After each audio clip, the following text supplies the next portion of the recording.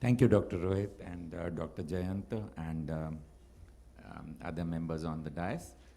It is a privilege to be a part of this AIUS ICO ARC PG teaching program. The work that is being done by the PG teaching program, the teachers training program is wonderful. It is being done at the regional levels also, and all credit to ARC for having taken up this program by the ICO so well. दूसरा चाहिए बेटे?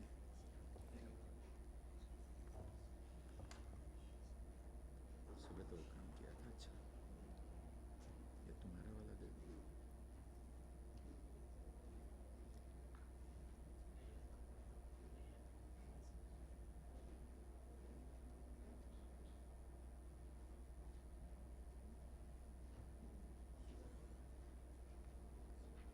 वहीं में तो बड़ा अच्छा काम किया। So the first thing that we need to emphasize is that surgical training is vital to a resident's growth and resident's training.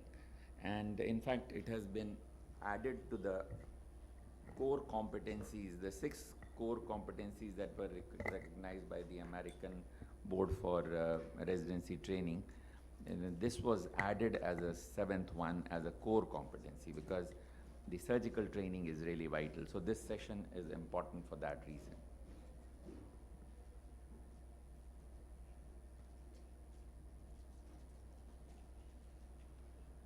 So we are finally on.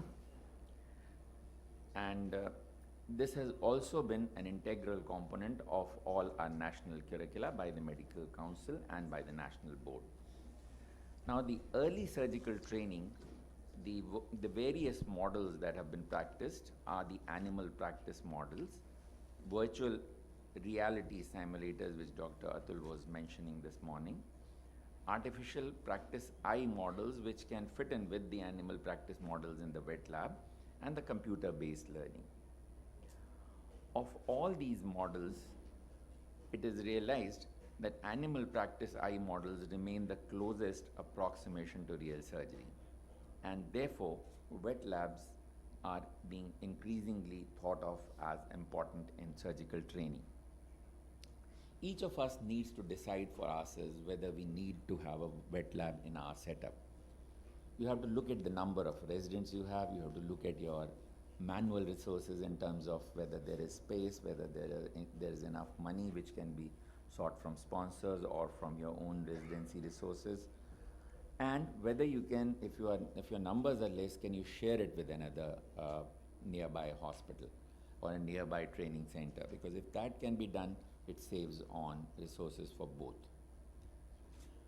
Once you take up the fact that you have to set up a wet lab, you have to decide on what it offers you. It is essentially a very important environment for introduction to steps of surgery in a risk-free environment to the resident, where he can do it with a much better frame of mind and much less tension. So you then go ahead with setting up a wet lab, and there can be the various steps that you have to think of when setting up an ophthalmology wet lab are setting up of a physical space, establishing the faculty dedicated to the wet lab and having a defined curriculum, obtaining the practice size, how to stabilize them, get them ready for surgical work in the wet lab setting, and how to carry it on with funding. So the physical space that you require is there should be enough space for the trainer and the trainee to work in, and you need all these physical things in order to be able to carry out the work. But you need an assigned coordinator who will manage the place and make sure that it is functioning well. There should be an appropriate faculty for it with proper supervision. The residents should have a well-defined schedule, and there should be a faculty member for each session. But when the residents opt for additional sessions, they can co-opt, or they can work as peer groups, or they can have a senior resident with them. But a well-defined set of goals and curriculum is vital. and what is to be learnt at which stage should be defined when setting up a wet lab. The practice eyes must be obtained. Human cadaver eyes are ideal but may not be available, and the various animal models have been tried. Of course, there are model eyes which are available by Indian manufacturers as well, which can do a reasonable simulation but not exact. You need various devices to stabilize the eye because you can't work unless you've stabilized it, and there are various kinds of mounts and designs of heads available which can be used. You also need to improve the experience to simulate that of a human eye. You can use fixatives, you can induce cataract by various means, and there have been descriptions of human cataract being implanted in the capsular bag in order to give a closer experience. Funding is often difficult, but you need to find resources once you've decided that at the beginning, and the resources to maintain the lab. So a wet lab is an important component of our training which we must look at once we have started our residency program, and must find either in sharing or alone to develop it and find the resources for it. The other aspect that I'm dealing with is assessment of surgical performance by residents. Now, this is again very critical if you are to give a feedback to the residents and suggestions for improvement. And this can be done only if you assess them well. Now, the model that very many of us are currently using is based on preceptors or the teachers' ratings, which depends on their recall at the end of the posting, which may be very subjective, which may not be based on enough information, and is often inaccurate. Therefore, you need concise tools for assessment of the surgical skills for a very specific feedback and specific improvements. Various tools used for assessment. One is operative logbooks, then evaluation when they're working on animal models, the data or log or audit of what difficulties they've had, what complications they've had during surgery, direct observation of procedures, or video recordings. All of these methods have been used.